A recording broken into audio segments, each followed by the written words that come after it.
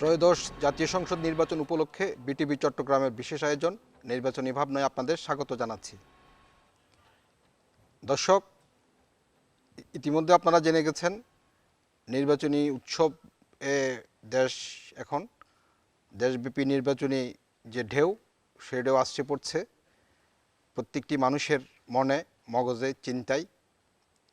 আমাদের রাজনৈতিক নেতৃবৃন্দের মধ্যে নির্বাচনী ভাবনাটা কেমন নির্বাচন ওনারা প্রত্যাশা করছেন, সে বিষয় নিয়ে আমাদের আজকের এই আলোচনা।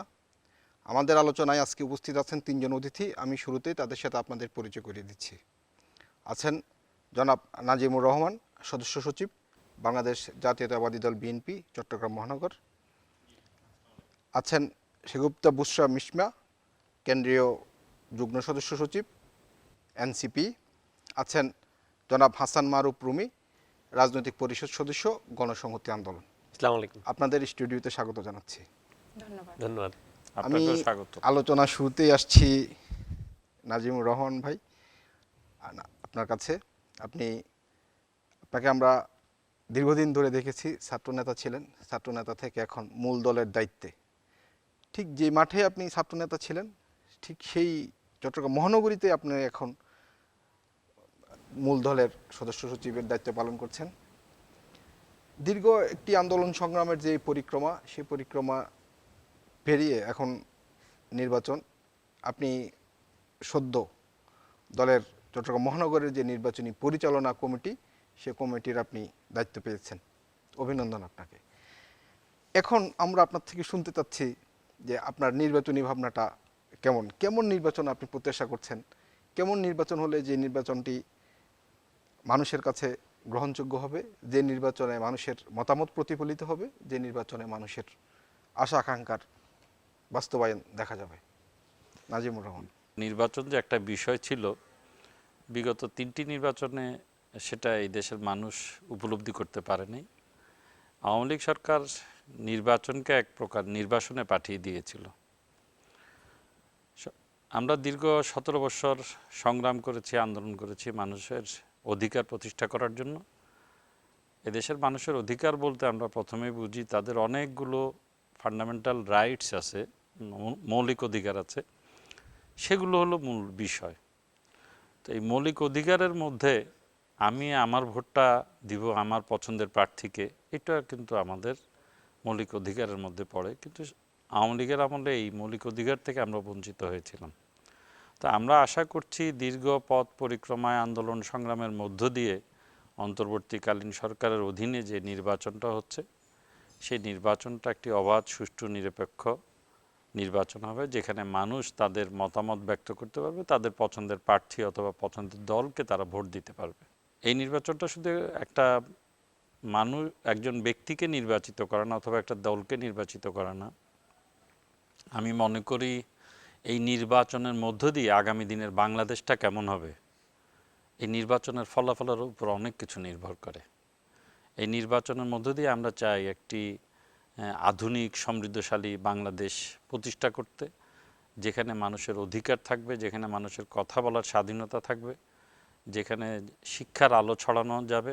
একটা উন্নয়নের জন্য যে সমস্ত পরিবেশ দরকার, শিল্প কারখানার প্রতিষ্ঠা, কর্মসংস্থানের ব্যবস্থা করা, বেকারত্ব দূর করা, একইভাবে আমাদের যে আগামী দিনের মা বোনদের যে কিভাবে তারা দেশ পরিচালনায় অংশগ্রহণ করতে পারবেন, সেটার একটা বিষয় আছে। বা তাদের যে অধিকার, সে অধিকারটা আমরা কিভাবে সংরক্ষণ করতে পারি, এই সমস্ত অনেকগুলো বিষয় আছে। কৃষকদের একটা বিষয় আছে, কৃষকরা কিভাবে, আমরা হয়তো বা শহরে বসবাস করছি, কৃষি নিয়ে আমরা চিন্তা করছি না, কিন্তু কৃষিটা হলো গিয়ে বাংলাদেশের প্রাণ।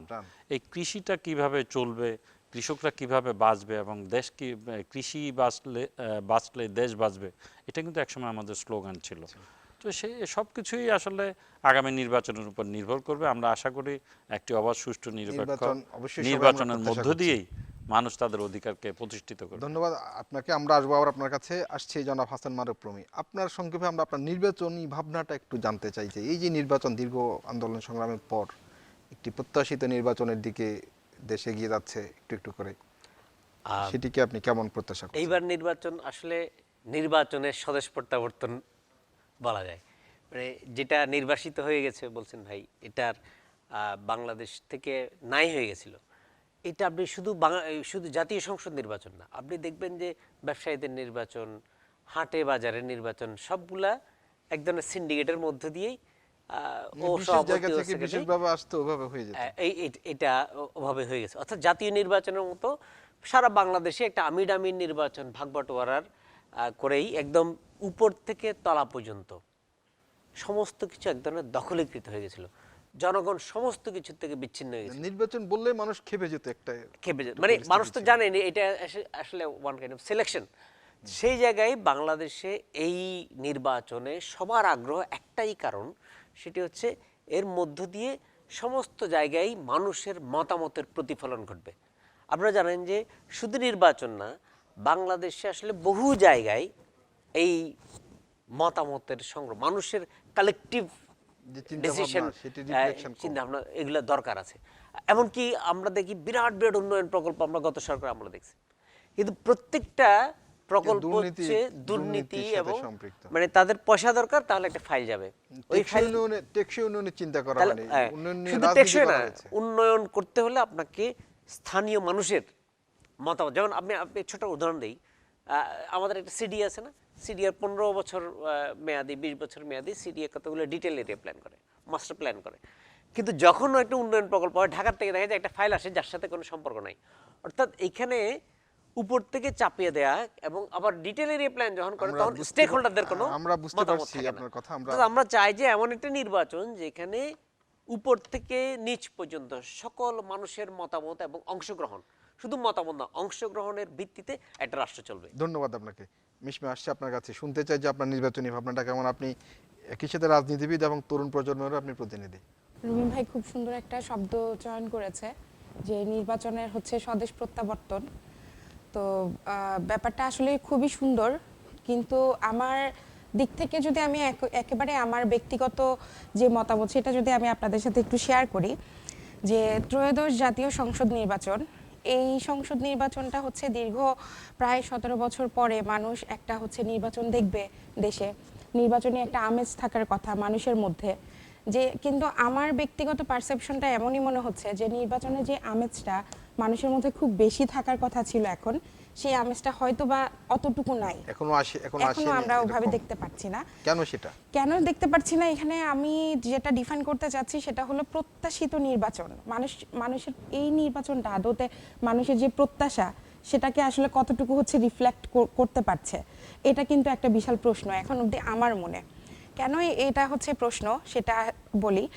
আপনারা যদি হচ্ছে জনমানুষের কাছে যান, মানুষের কাছে গিয়ে যদি হচ্ছে কথা বলেন, মানুষ কিন্তু চেয়েছে যে যেহেতু স্বৈরাচার মুক্ত হয়েছে দেশ, সেখানে হচ্ছে দেশের নানাবিধ সংস্কারগুলো আসবে, নানাবিধ যে সকল বিচারগুলো ঝুলেছিল, কিংবা হচ্ছে কি আমাদের জুলাই যে সকল বিচারগুলো, সেই বিচারগুলো হবে, তারপর সংস্কারগুলো হবে, তারপর হলো গিয়ে একটা নির্বাচন আসবে, নতুন একটা সরকার আসবে, দেশ হচ্ছে আবার নতুন উদ্যমে সুন্দর করে হচ্ছে আমরা পরিচালনা করব।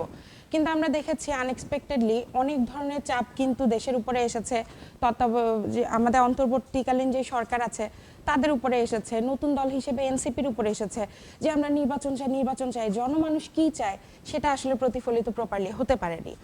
এখানে আমি আরেকটু হচ্ছে কথা যুক্ত করতে চাই, সেটা হচ্ছে তারপরেও যখন হচ্ছে গিয়ে আমরা বললাম ঠিক আছে, যেহেতু সর্বদলীয়ভাবে নির্বাচন চাচ্ছে, আমরা নির্বাচনে অংশগ্রহণ করব, জনমানুষের হচ্ছে গিয়ে একটা প্রপার অংশগ্রহণ আমরা নিশ্চিত করতে চাই, সেই জন্য আমরা আবার গণভোটের দিকেও কিন্তু গিয়েছি, যাতে করে জনমানুষের যে হচ্ছে গিয়ে মতামত সেটা আমরা গণভোটের মধ্যে একটা প্রতিফলন দেখতে পাই। কিন্তু এখানেও আমরা দেখছি যে সর্বদলীয় যে একটা একত্রিত হওয়ার একটা ব্যাপার ছিল, যে আমরা হ্যাঁ একসাথে নানান মত, নানান দল, নানান আদর্শ থাকবেই, কিন্তু দেশকে পুনরুদ্ধার করার জন্য, পুনর্গঠন করার জন্য যে একত্রিত হয়ে গণভোটের দিকে যাওয়ার যে প্রসেস, আমরা দেখছি এখানেও নানাবিধ বিভাজন, যেটা হচ্ছে আসলে জনগণকে মিসলিড করছে, জনগণের মধ্যে একটা কনফিউশন ক্রিয়েট করছে যে আদতে কি হতে চাচ্ছে। আচ্ছা, আমরা এই প্রসঙ্গে আসবো আপনার সাথে, আপনার কথাগুলো আমরা কোট করছি। আসি নাজিম ভাইয়ের কাছে আসছি। 5ই আগস্টের আগে সংস্কারের কথা কি কেউ বলছে? কোনোদিন কেউ বলে নাই। শুধু একটা অবাধ নিরপেক্ষ নির্বাচনের কথা বলা হয়েছে, যার কারণে বিএনপি দীর্ঘ 17 বছর আন্দোলন সংগ্রাম করেছে। আমরা কিন্তু প্রত্যেকবার একটি অবাধ, সুষ্ঠু, নিরপেক্ষ নির্বাচনের জন্য আমরা আন্দোলন করেছি, যে নির্বাচনটা হবে তত্ত্বাবধায়ক সরকারের অধীনে। সেই সময় কিন্তু কেউ গণভোটের কথাও বলেনি, কেউ সংস্কারের কথাও বলেনি, কিন্তু একমাত্র বিএনপি 2023 সালে সংস্কার প্রস্তাব করেছে 31 দফার, যেখানে টোটাল বাংলাদেশের কি হবে, নারীদের জন্য কি আছে, ছাত্রদের জন্য কি 31 আছে, দফা বেকার দিয়েছে। বেকার যুবকদের জন্য কি করা হবে, কৃষকদের জন্য কি করা হবে, অনেকগুলো আছে। এটা যদি আপনারা আছে। ডিটেলস বলতে যাই অনেক সময় লাগবে। তো সেখানে তো কোথায় আজকে উনি যে প্রশ্নগুলো করলেন, ওখানে এগুলোর কোথায় কোনো কিছু ছিল না সেই আন্দোলনের সময়। তো এখন নতুন করে একটি সবার আগে আপনি দেখেন শ্রীলঙ্কার একটা উদাহরণ দেখেন, সেখানেও কিন্তু আমাদের মতো করে একটা আন্দোলনের মধ্য দিয়ে সরকারের পতন হয়েছে। সেই পতনের পরে যিনি অন্তর্বর্তীকালীন সরকারের প্রধান হয়েছেন তিনি বলেছেন 6 মাসের মধ্যে নির্বাচন দিবেন। আমাদের দেশেও যদি এই কাজটা হতো, তাহলে আমি মনে করি যে এই সমস্যাগুলো আমাদের সৃষ্টি হয়েছে, আমরা যে সমাধান করতে পারিনি, এই সমস্যাগুলো এতটা হতো না। সংস্কারের জন্য তো আমার কাছে মনে হয় গণভোট আছে। বলতে চাই ভাই যেটা বলেছে আমি সম্পূর্ণ সম্মানের সহিত উত্তর দিচ্ছি। সেটা হলো বিগত 17 বছর ভাইরা আন্দোলন করেছে। ইভেন আমরা ছোটবেলা থেকে কিন্তু বিএনপি এবং আওয়ামী লীগ এই দুটো মানে একটা বাইনারি সিচুয়েশনের মধ্যে ছিলাম, দেখেছি। তবে ভাই যেটা বলছে যে 5ই আগস্টের পূর্বে যে সংস্কারের কথা কি এসেছিল কিনা, ভাইরা কিন্তু দীর্ঘ 17 বছর একটা নির্বাচনে অংশগ্রহণ করতে পারেনি। বারবারই আমরা শুনেছি বিএনপি হচ্ছে নির্বাচন বয়কট করেছে, বিএনপি নির্বাচন বয়কট করেছে। যেখানে একটা নির্বাচনই হওয়ার মতো সুযোগ থাকে না, সেখানে আসলে সংস্কারের কথা আসে না। বাট 5ই আগস্টের পরে টোটাল সিচুয়েশনটা হচ্ছে ভিন্ন দিকে চলে যায়। একটা দেশ থেকে সরকার কিন্তু মানে সে হচ্ছে পালিয়ে গেছে, একটা দেশের সরকার নতুন একটা সিচুয়েশন এসেছে। নানাবিধ যেই 17 বছর যেটা কিনা আমি নতুন একটা দলের হচ্ছে প্রতিনিধিত্ব করি, ভাইরা দীর্ঘ 17 বছর এই কথাটা কিন্তু হচ্ছে বলেনি। জনাব রুমি, আপনি কিছু বলতে চেয়েছিলেন? এই বিষয়ে যেমন বাংলাদেশে কিন্তু সংস্কার প্রশ্নটা এখন যেভাবে জোরালোভাবে আসছে, আপনি যদি হিসাব করে দেখেন, প্রথম এই আওয়াজটা উঠেছিল 72 সালে যখন সংবিধান প্রণয়ন হয়, কিন্তু এটা সংস্কার আকারে না। এই সংবিধান প্রণয়ন কিভাবে হবে সেই বিষয়ে এটা অনেক লম্বা বিতর্ক, আজকে সেই জায়গায় যাওয়ার সুযোগ নাই। এবং যখনই 90 সালের এরশাদ পতনের পরও তত্ত্বাবধায়ক সরকার বিষয়টা আর টিকল না, তখন বাংলাদেশের রাজনীতিতে সংস্কার প্রশ্নটা নানানভাবে ওঠা শুরু হয়েছে। এবং আমাদের মনে আছে আমরা যখন প্রথম বললাম 72 সংবিধান পরিবর্তন করতে হবে, আমি আপনাকে একটু তখন হেল্প করি না।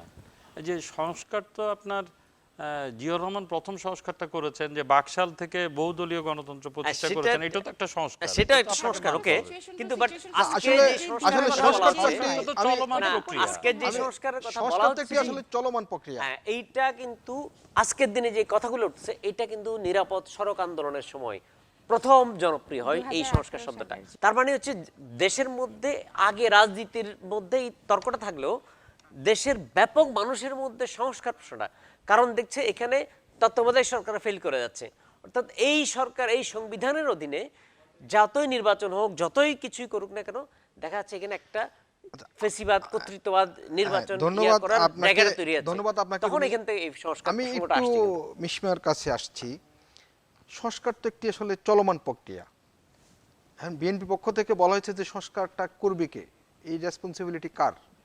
অবশ্যই একটি সরকার, এবং সেটি নির্বাচিত সরকারের, যারা জনগণের ম্যান্ডেট নিয়ে আসবে। অবশ্য অন্তর্বর্তীকালীন সরকারের একটি বিপুল ম্যান্ডেট নিয়ে, জনগণ ম্যান্ডেট নিয়ে কিন্তু আছেন। তাহলে গণভোট হচ্ছে সংস্কারের পক্ষে। নির্বাচন দিয়ে আপনি যদি দায়িত্ব পান, দেশের জনগণ যদি আপনাকে দায়িত্ব দেয়, আপনি অবশ্যই সংস্কার করবেন। বাট সেটিকে আপনি, এটা তো একটি স্বাভাবিক বিষয়। বিষয়টাকে আপনারা কেন ভিন্নভাবে দেখছেন? আমরা আসলে ভিন্নভাবে দেখছি ব্যাপারটা এমন না, আমরা বাস্তবতা তুলে ধরার চেষ্টা করছি। কারণ আপনি যদি একটু দেখেন ভাই, যে আমরা যে সকল সংস্কারের কথাগুলো বলেছি, আমরা কিন্তু বলেছি সংবিধানের সংস্কার চাই। আমরা চাচ্ছি যে রাষ্ট্রপতি হচ্ছে তার দায়িত্বটা হচ্ছে পাক, প্রধানমন্ত্রী তার দায়িত্ব পাক। আছে অলরেডি। আমি ওটা না আমি সম্মান করছি ভাই, এখন আপনাদের আলী, একত্রিত এখন হয়ে যা আছে ঐক্যমত্য আমি সম্মান কমিশন, করছি। ঐক্যমত্য কমিশন সবার সাথে কথা বলেই তো একটি সংস্কার প্রস্তাব করেছে। না না, এখানে আবার একটা দ্বিমত আছে। আপনি মনে করেন ওখানে নোট অফ ডিসেন্স আছে ঐক্যমত কমিশনের দেয়া আছে ওখানে। note of dissent। এখন আপনি হান আর প্রভিশনের নট মধ্যে অনলি বিএনপি, এটা কিন্তু জামাতের নোট অফ এখানে ডিসেন্ট আছে, অনেকেরই সবার নোট অফ আছে। ডিসেন্ট এখানে আছে। আপনি ভিন্ন মত হানা থাকবে। ভোট হলে একটা বিষয়ের উপর হতে পারে, কিন্তু বেসিক কিছু হানা সংস্কার তো না না সবার জন্যই হানা প্রয়োজন। হানা ভোটটা একটা বিষয়ের উপর হতে পারে। এখানে 4-5টা ইস্যু আছে।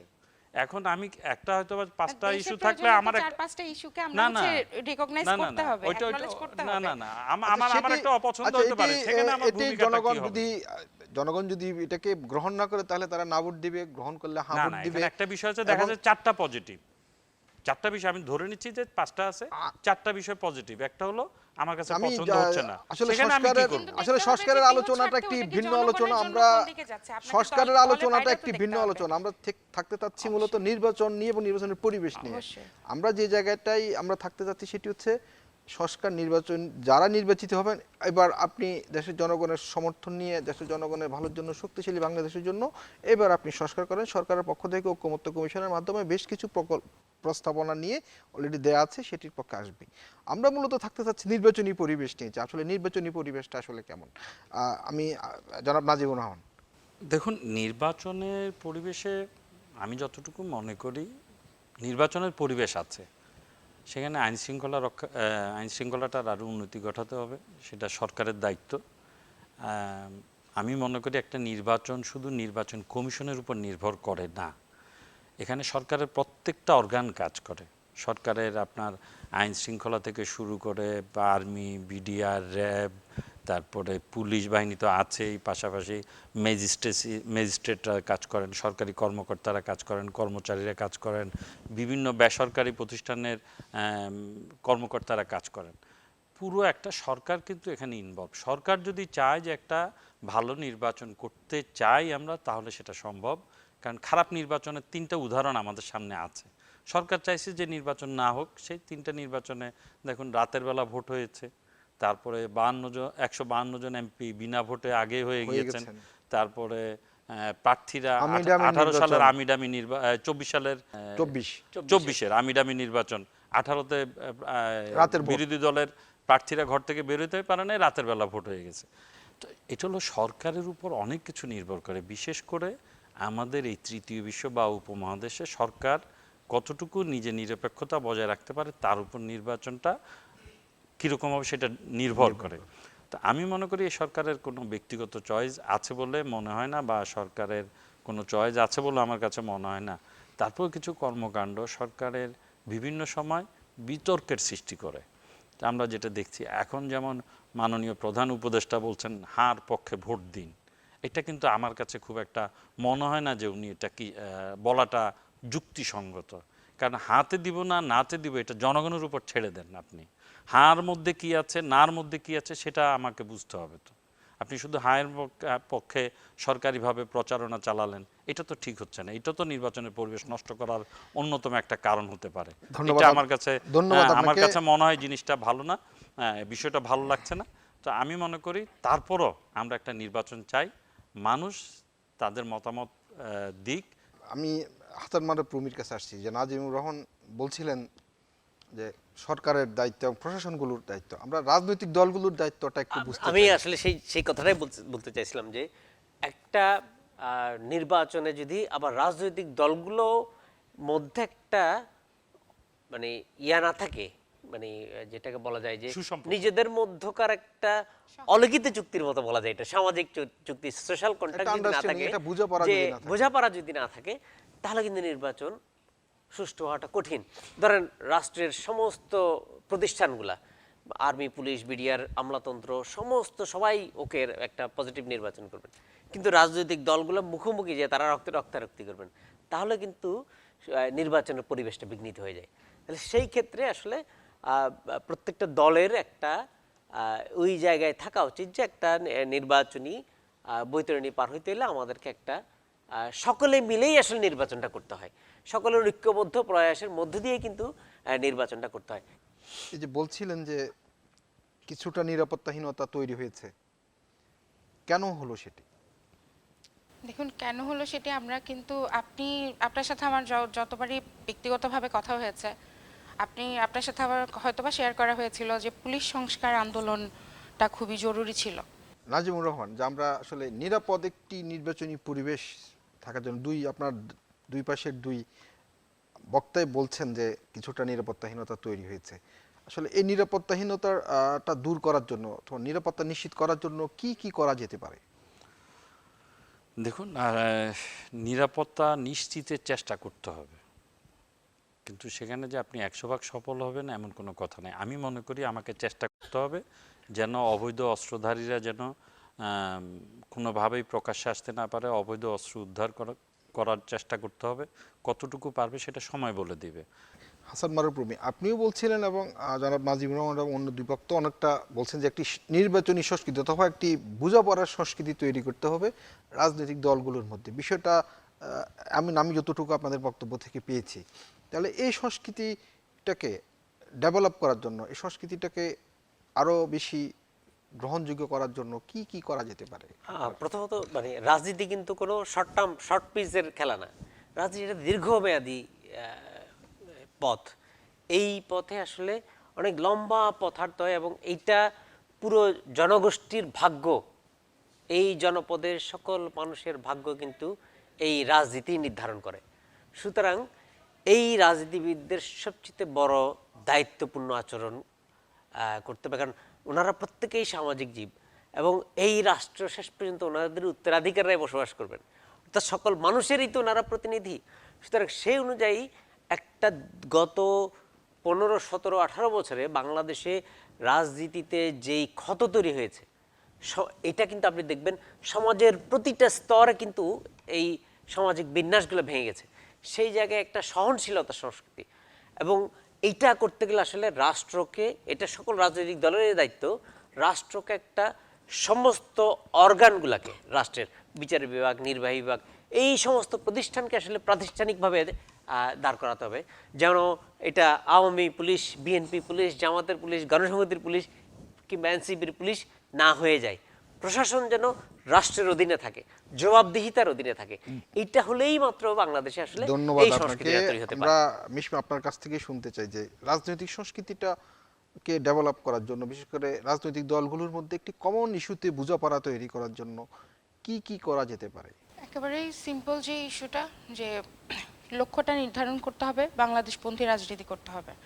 আপনি বিএনপি হন, এনসিপি হন, গণসংহতি হন, কিংবা গণপরিষদ হন, আপনার নানা রকম মতাদর্শ থাকতে পারে, আদর্শ থাকতে পারে, কিন্তু আলটিমেটলি আপনি রাজনীতি করছেন বাংলাদেশে। বাংলাদেশের মানুষের ম্যান্ডেটটা কি, বাংলাদেশের ম্যান্ডেটটা কি, বাংলাদেশের সার্বভৌমত্বটা আদৌতে আমি রক্ষা করতে পারছি কিনা। অন্য দেশ যদি বাংলাদেশকে কোনোভাবে ডমিনেট করতে চায়, তার বিপরীতে আমার পলিসি কি হবে, এই জিনিসগুলো নিয়ে যদি আপনি ভাবতে পারেন একটা পলিটিক্যাল পার্টি হিসেবে, তাহলে আমার মনে হয় প্রত্যেকটা পলিটিক্যাল পার্টি দিন শেষে বাংলাদেশ নিয়ে যদি চিন্তা করতে পারে, সেই ক্ষেত্রে প্রত্যেকটা পলিটিক্যাল পার্টির মধ্যে সহাবস্থান, সহনশীলতা এগুলো নিশ্চিত হবে। এবং এই সহাবস্থান এবং সহনশীলতা যখন আপনি নিশ্চিত করতে পারবেন, ঠিক তখনই কিন্তু প্রত্যেকটা পলিটিক্যাল পার্টির মধ্যে আন্ডারস্ট্যান্ডিংটা আপনি ডেভেলপ। ধন্যবাদ আপনাকে। আমরা কেবল শেষের কাছাকাছি চলে এসেছি। আমি শুধু একটি বিষয় জানতে চাইবো যে একটি বিষয় একটি কোশ্চেন করব, খুব সংক্ষেপে আপনারা উত্তর দেবেন। সেটি হচ্ছে জনাব নাজিবুর রহমান, প্রথম আসতে যাচ্ছে আপনার কাছে যে এই নির্বাচন কেমন ফলাফল করবে আপনার দল? বলে আমার একটা দৃঢ় বিশ্বাস আছে, মানুষ দীর্ঘদিন যেহেতু তারা তাদের অধিকারটাকে প্রয়োগ করতে পারেনি এবং বিএনপি আন্দোলন সংগ্রামের মধ্য দিয়ে মানুষের অধিকারের পক্ষে কথা বলেছে, রাষ্ট্রের পক্ষে কথা বলেছে, তা আমি আশা করি দিন শেষে মানুষ বিএনপির প্রতি ঝুঁকে আছে এবং আগামী নির্বাচনে আমরা ভালো ফলাফল করব বলে আমাদের দৃঢ় বিশ্বাস এবং দেশের মানুষের উপর আমাদের আস্থা আছে। মিশমা, আপনার দল কেমন করবে? আমার দল, এখন আমি যদি একটু আপনাকে বলি, সেটা হলো আমরা একটা ডায়লগের সাথে খুব পরিচিত, যে 10টা হুন্ডা 20টা গুন্ডা, নির্বাচন ঠান্ডা।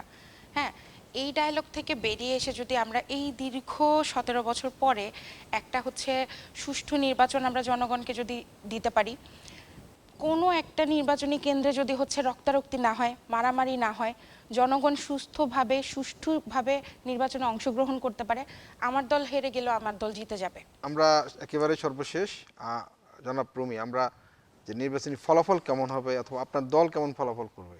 আচ্ছা, এইবারের কিন্তু ফলাফল নিয়ে অনেকগুলো জরিপ আমরা দেখেছি। তার মধ্যে আমরা জানি যে 3টা জেনারেশন যারা ভোট দেয়নি, এরা আসলে কোথায় ভোট দিবে এটা কেউ জানে না। যার ফলে এইবার ভোটে কি হবে এটা নিয়ে প্রত্যেকটা রাজনীতিবিদ তার প্রত্যেকে তার দলের প্রতি কনফিডেন্ট, একটা মানে সতর্ক আছেন যে নতুন জেনারেশনটা আসলে কোথায় ভোট দিবে। এইটা একটা প্রশ্ন। দ্বিতীয়ত হচ্ছে আসলে আমরা মনে করি যে আমরা যে আমাদের দলের জন্মলগ্ন থেকেই তো আমরা স্বৈরাচার কর্তৃত্ববাদ বিরোধী লড়াই করে আসছি। আমরা মনে করি যে এই দেশের মানুষ যদি অবাধ সুষ্ঠুভাবে তার মতামতের প্রতিফলন ঘটাতে পারে, কারণ আমরা আমাদের যেই মাথাল মার্কা আমরা বলি এটা হচ্ছে পরিবর্তনের মার্কা, ওটাই পরিবর্তন, এবং এটাকে আমরা আমাদের জয় মনে ধন্যবাদ করব। আপনাকে। আমরা মানে খুব এক লাইনের মধ্যে কেউ কিছু বলতে চান কিনা যে নির্বাচন নিয়ে, অথবা আমাদের দর্শকদের জন্য কোনো বার্তা দিতে চান কিনা, আপনার কোনো মতামত যেটা বলতে পারেননি সেটা?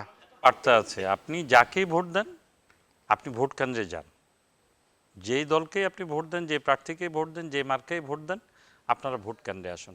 দল মত নির্বিশেষে, ধর্ম বর্ণ নির্বিশেষে এই দেশের সকল নাগরিক যে আমরা যারা বাংলাদেশে আমরা বুঝতে পেরেছি আপনার কথা। আপনি আপনারা সবাই ভোট সবাইকে ভোট কেন্দ্রে কেন্দ্রে যাওয়ার জন্য। মিশমা, একেবারে সংক্ষেপে 2-3। বাংলাদেশের জনগণের উদ্দেশ্যে শুধু এটুকুই বলবো যে নির্বাচনে অংশগ্রহণ পূর্বক নির্বাচনকে সফল করুন এবং অবশ্যই গণপরিষদের যে ভোট গণভোটে হ্যাঁ দিবেন। রুমি, একেবারে শেষ বক্তা, আপনি একদম 2-3 শব্দের মধ্যে শেষ আচ্ছা, করুন। আমি তো প্রথমেই হ্যাঁ এটা তো চাইবই। দ্বিতীয়ত হচ্ছে প্রত্যেক মানুষ, সেটা নারী পুরুষ, নতুন ভোটার, হিন্দু মুসলমান বৌদ্ধ খ্রিস্টান চাকমা মারমা আদিবাসী বাঙালি অবাঙালি, প্রত্যেকে যেন ভোট কেন্দ্রে যায়, এবং প্রত্যেকে যাওয়ার মধ্য দিয়ে আসলে আমরা একটা ঐক্যবদ্ধ জনগোষ্ঠী হিসেবে বিশ্বের দরবারে আমরা নিজেদেরকে শক্তিশালী ধন্যবাদ প্রদান করি। আপনাকে, আমরা বুঝতে পেরেছি। আমরা শেষ করতে হচ্ছে। আপনাদেরকে অনেক অনেক ধন্যবাদ আমাদের সাথে এই অনুষ্ঠানে যোগ দেওয়ার জন্য। দর্শক, শেষ করছি। একটি বিষয় খুব স্পষ্ট, ভিন্ন ভিন্ন রাজনৈতিক দল, ভিন্ন ভিন্ন নেতৃবৃন্দ, কিন্তু ওনাদের ভিন্ন ভিন্ন মতামত আছে, ভিন্ন ভিন্ন চাওয়া আছে, কিন্তু একটি চাওয়া খুব কমন চাওয়া, একটি চাওয়া খুবই সাধারণ চাওয়া, সেটি হচ্ছে সবাই মিলে ভোট কেন্দ্রে যাবেন, সবাই মিলে ভোট দিবেন। 3 বক্তাই কিন্তু আমাদের আজকের এই আলোচনায় 3 বক্তাই কিন্তু একই কথা বলেছেন, একই জিনিস চেয়েছেন। আমি মনে করি এটাই রাজনৈতিক সংস্কৃতি হওয়া উচিত, এটাই রাজনৈতিক সৌন্দর্য। আপনাদের সকলকে ধন্যবাদ আমাদের সাথে এই অনুষ্ঠানে থাকার জন্য।